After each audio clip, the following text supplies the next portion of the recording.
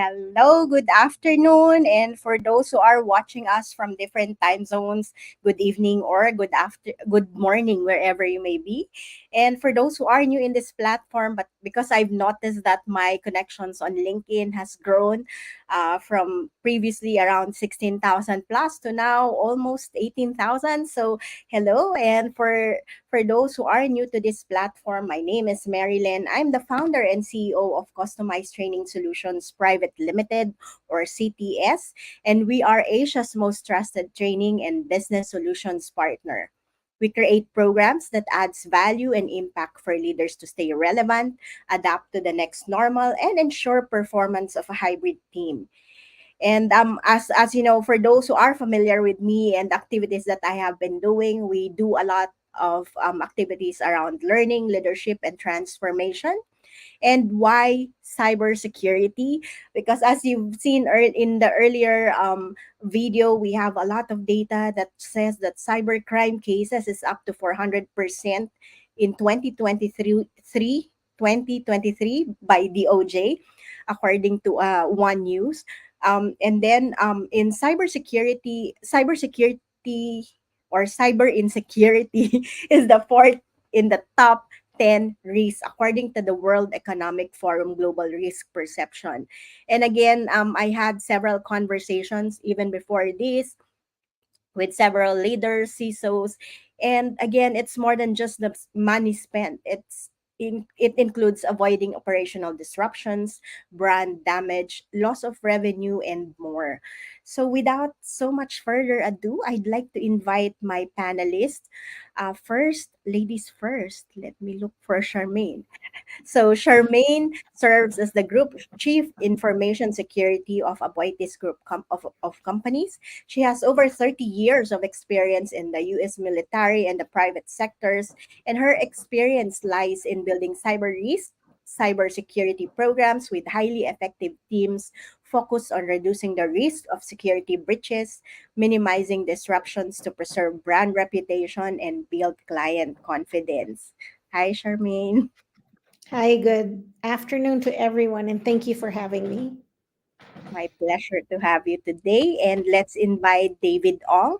He's a seasoned speaker with industry and FSI practitioner, experiences across multicultural environments. Specialist in AI, data, and digital transformation, supporting business monetization with strong understanding of governance, compliance, and law. He carries over 15 years of experience delivering keynotes, facilitations, roundtables, workshops, and promoting engaging communications and dialogues with key events including Financial Times, Economist, and Singapore flagship AI events. Hi, David. Hi, thank you for having me, and good afternoon to everyone. Good afternoon, and it's nice to have you today. And we also have here Gilbert Trinchera. He has around 12 years of combined professional experience in providing digital and IT transformation advisory, AI governance, strategy and governance development, cyber maturity assessment, IT audit risk consulting, and more. He has a firm background in the government, private sector, and international nonprofit organization. He is also a certified public accountant and has international certifications such as CISA, Certified Digital Transformation Professional, ISO 27001, Information Security Management System Certified Lead Implementation, to name a few. Hi, Gilbert. Hi everyone, thank you so much for having me here. It's our pleasure to have you. And last but not the least, we have Steve Jimenez. He's an architect and BIM enthusiast, holds a master's degree in building information modeling management for the University of Barcelona, former BIM manager at Takaneka Singapore Corporation, which is instrumental in the renovation of Changi Terminal 2 Airport, Singapore. And also, he's the community manager at ZKEX, actively Yes. manages engages communities for ZKEX, a decentralized exchange demonstrating a commitment to fostering collaboration and innovation in the Web3 and cryptocurrency spaces. He's a Digen trader. I hope I'm pronouncing that right. And Alpha Hunter, known as the Digen. Is it Digen? Hunter and Degen. Alpha. Degen. Yeah. Degen Yeah.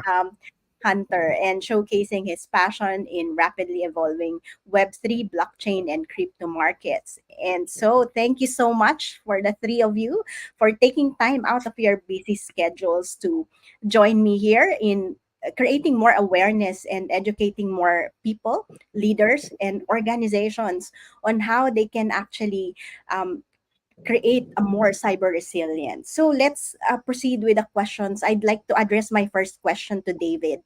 So, how can AI enhance threat detection and response capabilities in cybersecurity? Okay, so it's a pretty loaded question, very big question that I wouldn't be able to answer it in 5 minutes, right? So what I would encourage people to think about from the utilization of AI into cybersecurity is really to think from an analogy perspective. Technically, what has been done across the cyber resilience space continues to be relevant. Mhm. And the question is, how do we use AI to enhance those different parts of cybersecurity work, right? Exactly. So one of the analogy that I like to encourage people to think about, sometimes I bring this out during keynotes, Mhm. is to think of it like a nervous system, right? So today, every one of us are equipped with a biological organic nervous system, right? So like when you walk into the street, or when you are in your kitchen and you notice that there is a fire, or when your hands are close to something too hot, your legs will know what to do, right? Your central nervous system will know how to pull you away from what is dangerous and what is considered an external threat. Or if you are sick, you don't feel well, you actually do know what to do with that, right? So what I would like to say is have a think about, for organizations and for practitioners, have a think about what is it that is in this nervous system that we could replicate as digital nervous systems for organizations, right? So by and large, it doesn't run away from a few things which I'll just quickly narrate, right? So there is some form of a detect and alert system that they are hardwired to us. So that will be one interesting thing, that are we able to use AI to do better detection, to do better alert, right? And this could be in the space of maybe behavioral analysis.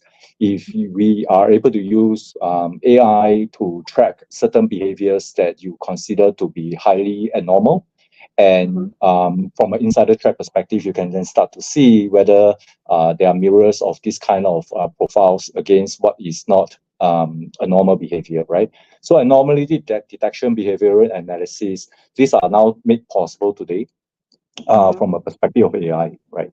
So that's one. And then there are a few other things that we could do fairly easily right now, like scenarios and simulations.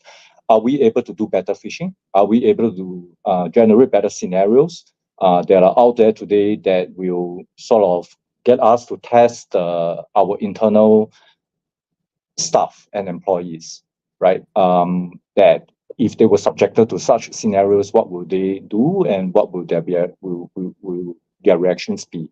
So a lot of it has to do with training. A lot of cybersecurity has to do with making sure that people know what to do, as opposed to they do anything they want and leave it to the system to protect them. So it's just in the same case of how we will not walk into a street that in a bad neighborhood in the bad hour of the day, because you know what not to do, right? You will not walk into a street expecting the police to be there when you're screaming for help. So it's just common sense, right? So today, how are we using that? Simulations wise, a lot that we can do now with all the generative AI capabilities that are out there. And then there's, of course, notification reporting and any some form of analysis, recommendations, and response system. When we put all this together in a strategic way, that I don't think one organization will be able to cover the entire thing and claim that they have a digital nervous system. But Mhm. when we start to think from that perspective, right, which are the most important piece out of the different components that you want to invest into as an organization, that's where we can have a bit more technical and more pragmatic discussion around how to use AI for it. Yeah. Thank you so much for summarizing that.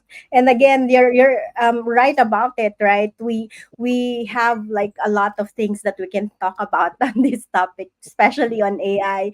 And I appreciate that you managed to actually uh like make it simple, make it common sense and practical for most of us, right? And again, like what you've mentioned, it's really like looking at what's common sense, or like how our nervous system is actually working, and putting that in the digital space, and being able to I really love that part where you said it's important that we do these scenarios and simulations, and training our people, because at the end of the day, the weakest link are the people, right?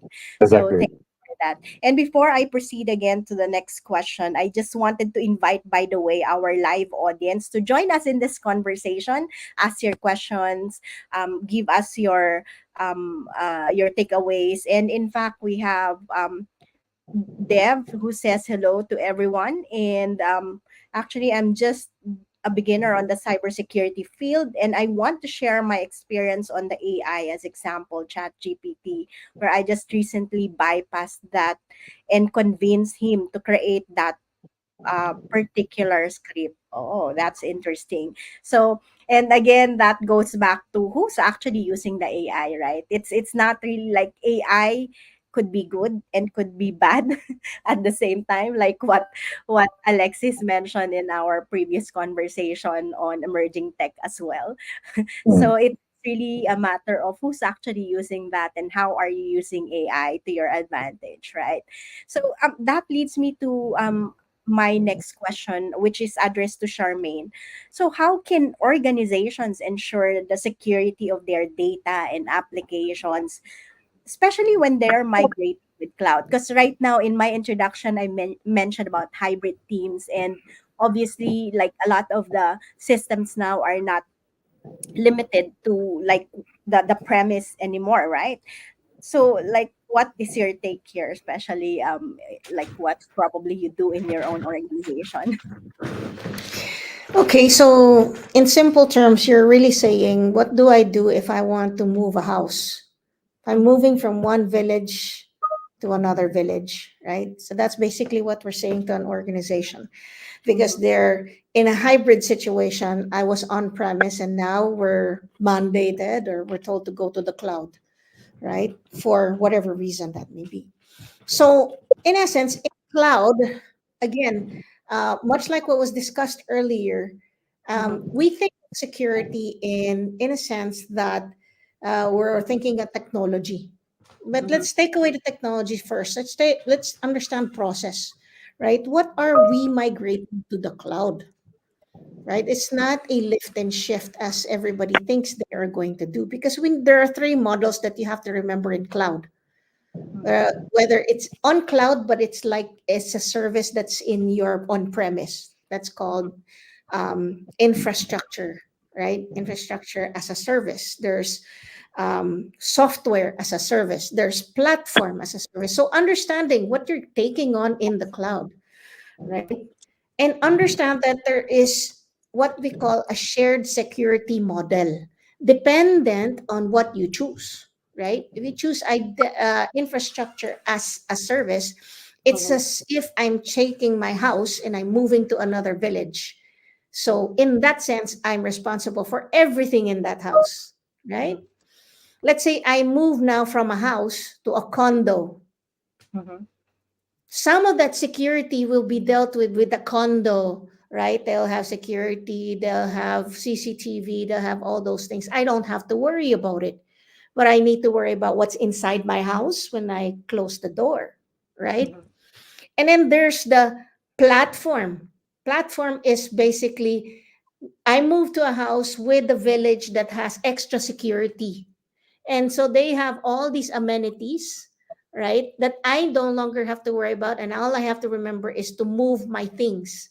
I'm mhm, not necessarily moving and building a new house, or I'm not moving into a condo, but I just take my clothes and I move there, and everything else will be taken care of, right? So in all of those three models on the cloud, you have to understand what you're moving into and what processes you're going to move, right? Sometimes what you used to have on cloud is no longer configured the same way in, oh, what you have on premise no longer is relevant to the cloud environment. But it is still the same concepts of security you have to remember. You have Mhm. to monitor the access, protect access, monitor everything. So using the zero trust methodology, right? And then the second is you got to protect the data, whether it's inside or it's on premise or on data stored or data in transit. All right. Mhm. So those are key things because if you lose the data, that's basically what we're talking about, right? And where we want to protect data, and therefore, if we're going to protect the data, we need to protect who has access to the data. So those are very, very basic things that you need to think about when you're on the cloud environment and understanding whose responsibility is what, right? In Mhm. platform, all you need is a user and access. They take care of everything else, right? In Mhm. infra as a service, that means you're doing everything. You will do the whole thing. You'll build the house, the landscaping, everything, right? So that means you will still be responsible for the full spectrum of security in that environment. But if you have now the other piece, which is going to be software as a service, you're actually subscribing to a specific service, and therefore you will require the service to provide you with security access, data security. So it's no longer you doing all the work, but understanding who's responsible and accountable for it in that environment. And lastly, again, I talked about people, process, and technology. Technology being the last thing, right? Because we need to understand whose responsibility and accountability it is and what specific business process you want to onboard into the cloud. Until then, you need to determine how you're going to manage access and secure or protect data. There. Wow, thank you for That's pretty much in a very short and simplified way of exactly. explaining. And I really love this conversation with at least the two of you yet, because you're making it like more relevant or simple for those leaders who are not really a techie person, right? I mean, like, despite that you are both technical and you know about AI, you know about cybersecurity, but yet you're simplifying it to make it easier for them to understand. So thank you so much for that. And and Oh, again, I like had one more. Sorry. Sorry, the last one I was gonna tell you about was it's gonna get hit anyway, your Mhm, cloud environment. So you gotta be able to respond. mhm. So it's okay to prepare, it's okay to protect, but we have to be able to have a backup strategy. Always have a plan B, and that's really your resilience. That was the last, the third one I missed. Sorry, Re- wanted yes, to catch that up. exactly. So I mean, I'm glad you added that because again, that goes back to the PPT that you've mentioned, right? It's always an ecosystem when it comes to cybersecurity, and it only makes sense, or it only makes or creates cyber resilience when you know that you actually able to handle the people, process, technology, all at the same time, right? It's always an ecosystem. There's no like one thing, because a lot of times when we talk about cybersecurity, a lot of the complaints or the comments or the challenges that most people face would point back to technology, but in reality, like, we have to make sure that all of these, all the entire ecosystem has to be understood. As you mentioned, you've reiterated several times, like, how understanding of the people, the business, the technology that you're going to use has to be incorporated in the planning and action taking, right, of the process or of the entire securing of the ecosystem, right? So what about we go on another technology which we call blockchain, and I'd like to address my next question to Steve. So how can blockchain technology be utilized in enhancing data privacy as well as integrity in various industries? because like what Charmaine also mentioned, I'm not sure if in this conversation, but in our previous conversation yesterday, that there's no one size fits all kind of thing, right? Different industries would also have different needs. Yeah, go ahead, Steve.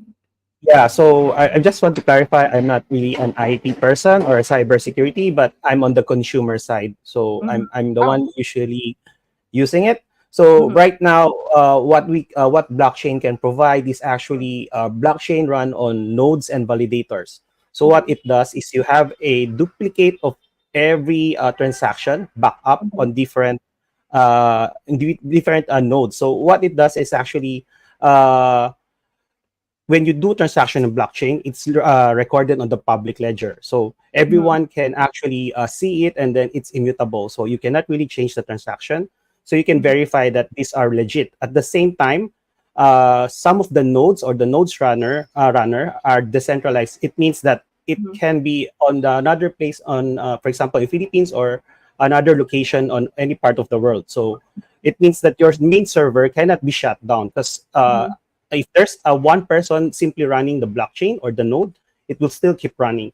So I think if we're gonna, I'm not sure about the cloud migration on this part, but Mm-hmm. the Mm-hmm. the simplicity that blockchain can do backups on every node It's operators, a I think that server cannot be that shut helps a down lot. because if there's a one Mm. person Yeah, so I think that's the main solution for blockchain. And then at the same time, everything that is done in blockchain, you cannot reverse it. And then mm-hmm. everything will be controlled by the smart contract. So it means that no single individual, we actually control this at the back end. In terms of like transparency of data, like AI data, actually blockchain can help like trigger some smart contract if it's triggered by human Mm-hmm. process or triggered by AI. So actually, blockchain can do this via smart contract. Another thing is, I think you can have an actual history on the public ledger blockchain. So like nobody can change the data because it's there. It's not like the internet that they save the data on the server or cloud. It's on the public ledger. Yeah. Oh wow, thank you for educating that. I mean us with that. I'm not sure if the other panelists are already familiar with this, but I am not a user of blockchain or but Yes. this is actually part of our upcoming event. Like Field Pass is providing us with like a certificate which is using blockchain technology. So again, as you've mentioned, it's verifiable, and there are like advantages in terms of like data protection, right? Having said that, Yes. so thank you so much for sharing that with us. And so my next question now, I mean, we've talked about AI, cloud, blockchain technology. So how can organizations balance the benefits of all these technology with potential risks associated with their implementation? So Gilbert, take it away. Yeah, thank you so much, Marilyn. Yeah, balancing the benefits and of course the risks coming from these emerging technologies. We've been hearing a lot about AI and blockchain, as explained Mhm. earlier, and also the cloud technologies that are really gaining traction now, both the private and the government side, globally and domestically. The way we need to approach this is through a multifaceted one. So Mhm. multifaceted means that there are the different strategies that each organizations can adopt, and Mhm. it can also be a case-to-case basis because they have to make sure that there are holistic approach in handling several areas so that they can strike the balance between the benefits and the risks. So what Mhm. are some of these? The first one is always be conscious about the risk. It's always a risky world out there in all industries, whether you're in the public or government sector, or you're in the private one or in the academia. So risk Mhm. assessments and the proper handling of risk management really does a lot in making sure that you are aware of your thresholds and that when you conduct your thorough risk assessments, you identify and analyze the potential risks related to data privacy if you're dealing with loads of personal information. And as you Mhm. know, data privacy has been like main data protection rights that has been gaining attention all over the world. And even here in the Philippines, back in 2016, the IRR was formalized after the Data Privacy Act of 2012 was released. And of course, security comes into play more than the personal information, businesses' confidential information, and all of those that needs to be protected has to go through your risk assessments as well, the regulatory environment that you operate, and of course, the potential impact on operational disruptions. And then you have to formalize it and develop your risk management plan so that when you look at the benefits of innovating through AI and blockchain, you can also determine what are the other residues that could still be present and could turn out into a massive risk for the organization. And establishing this will help you also create that discipline for monitoring, tracking, and mitigating, and of course, more importantly, responding to these risks. Another aspect after you do your risk management is to establish governance and to always do things ethically. Establishing governance means that apart from the risk assessments that you do, you are also establishing policies and procedures to govern your use of AI, blockchain, and cloud technologies. Because no matter how advanced they are, if these are not properly handled through these kinds of guidelines and what are the exceptions to handling certain situations or grievances, then your people and your both developers and end users might have a lot of uh, you know limitations and even aspects of mismanaging these tools and technologies that you have. And you also have to align your governance with the ethical AI and blockchain practices. As you know, the European Union had a landmark implementation of the artificial intelligence law last May Mhm. 2024. And then Mhm. also the ISO 42001 on AI management systems have been released all this 2024. It really provides us, though not yet mandatory, a voluntary way of aligning ourselves, particularly in those industries like the fintech, the all digital platforms, omni channels in terms of retail, to really align ethically on how they use and manage AI and develop and ensure these tools will really remove all those biases, data privacy considerations, security, and develop the inclusion and diversity and sustainability that we need to always promote. Another thing is most of the AI consultants or vendors are third parties because most organizations that we've seen, particularly in the Philippines, are under the experimentation and exploration stage. Mhm. So they always partner with third party service providers, whether it's local or international, and they must always align these with their vendor and third party management. So the proper due diligence should be there so that the benefits and the risks will be properly assessed in terms of whether the third party that they are dealing with has the standards related to yours as well in terms of compliance on the business continuity, security, and the operational practices that are aligned also with how you'd want the information to be processed, stored, and archived later on. And these third-party service providers has to be continually challenged, and making sure that their service line agreements also include those provisions that will make them accountable for those personal and business information that they are processing. And lastly is that while it's something inevitable, yeah, they have to always consider incidents.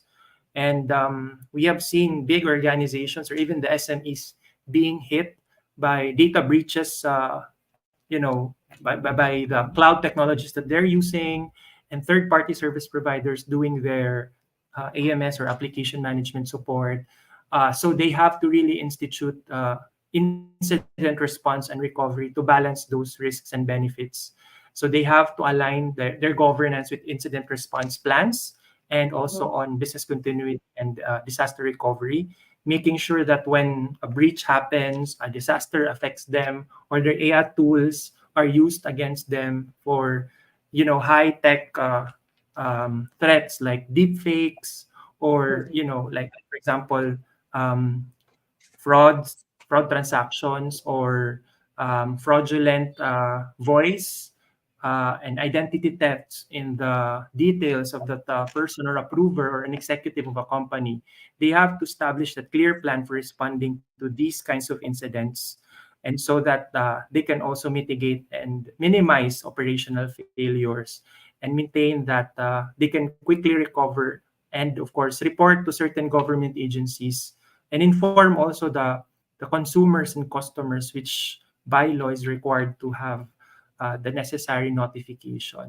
And lastly would be, while security is always there to control and somehow to slow down innovation, as they say, you must still be open to innovation and adoption. So AI is like velocity driven. Security is averse, right? So they are really forces that you know um, they tend to contrast each of these objectives and goals that they have for organizations. However, the governance and the thrust of the management should always be to encourage innovation, because after all, if the risks are there yet the benefits would really provide better productivity, and turning AI into an ally.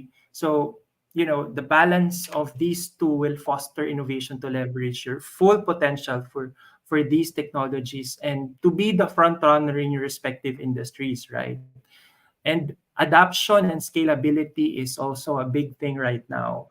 That's why most organizations need to ensure that their systems, their governance, their people are really ready for it, and they have the right risk threshold, and that their processes, whether it's still manual, they can easily be scalable, and they're adaptable to these new developments and threats. And the most important one, the last piece that I'd like to provide everyone is they always have to keep learning and be aware of the regulatory environment that we are operating in.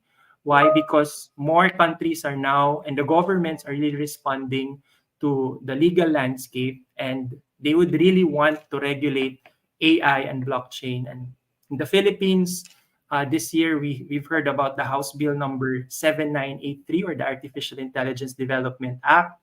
It's now in the lower Congress, and this administration is really prioritizing digital transformation in the government and in the private sector. Thus, uh, by the end of the year, we would hear a lot of developments on this law, following also our neighboring countries and Europe's move to really regulate and formalize AI, blockchain, and cloud technologies.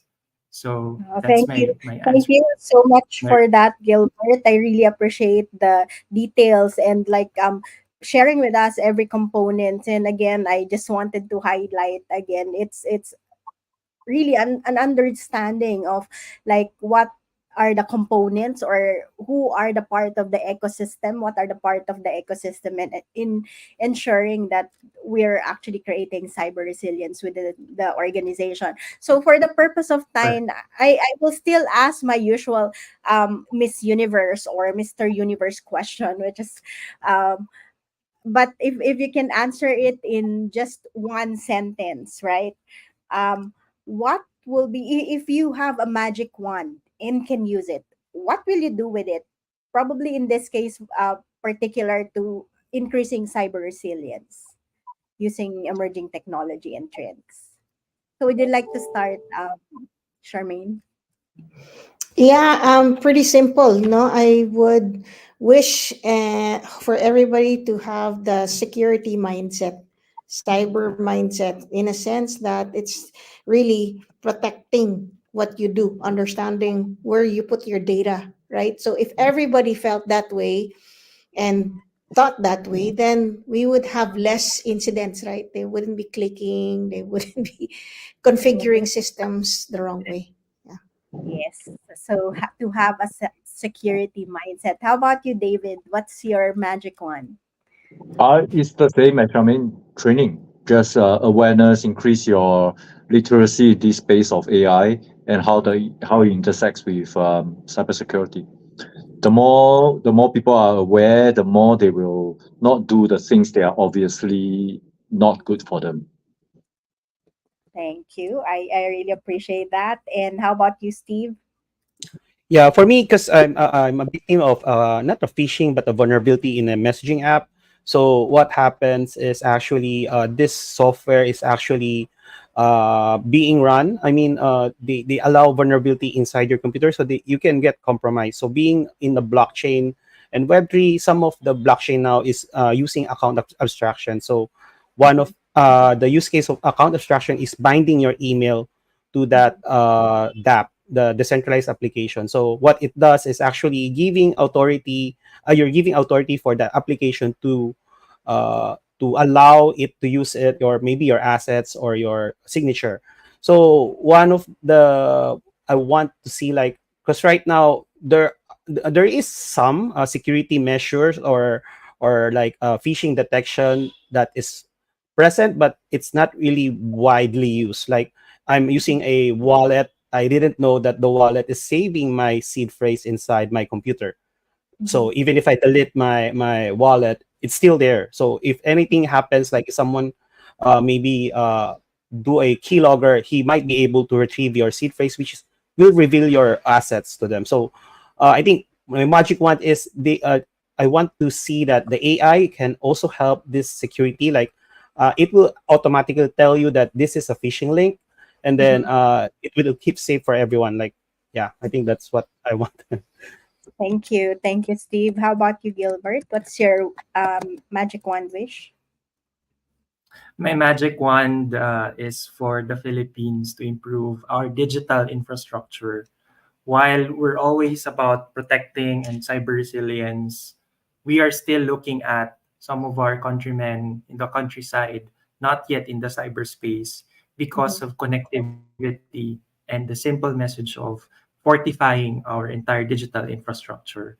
So if I have magic wand, I'd want the entire Philippines to be connected and to be cyber resilient by having a strong digital infrastructure where any of the possibilities of securing the country in different areas of AI, cloud, and blockchain, because all of us are connected into one. And that, I believe, once you put in the education, you put in all the funds, you put in all boosting the capabilities, we can then, level it up to a cyber resilient where everyone will participate. But first things first, we need to include everyone, even in the farthest flung areas of Tawi-Tawi, Basilan, Maguindanao, those areas, so that we say that if we digitalize truly, we are not leaving anyone behind. Thank you. wow.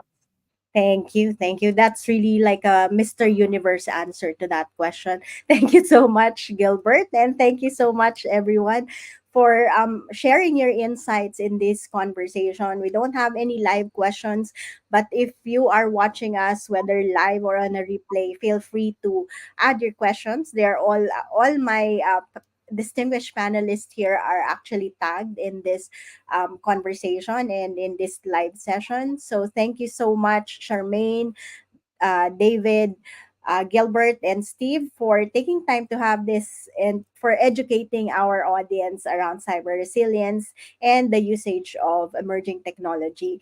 And again, thank you so much for everyone who actually are watching us and let's work together to ensure that we create a more cyber resilient digital world, right? And remember, I mean, all our panelists made mention around the importance of education and awareness, and obviously even the richest investors in this world would say that investing in yourself is the best investment that you can ever make in your life. So with that, we would like to leave you with this statement that the risk might be growing, but so is our capacity to respond. And we believe that together we can solve this and we can create a more cyber resilient digital foundation. So thank you so much, everyone. And bye for now. Thank Thank you, you. Bye. everyone. Thank you. Bye.